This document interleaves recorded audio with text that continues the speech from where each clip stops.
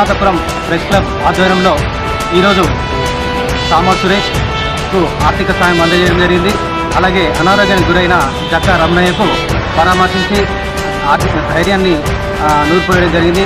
ఈ సందర్భంగా జర్నలిస్టుల అందరికీ నవనాథపురం అండగా ఉంటుందని, వారి సంక్షేమానికి ఇప్పుడు ముందుండి నవనాథపురం కృషి చేస్తుందని తెలియజేస్తాం.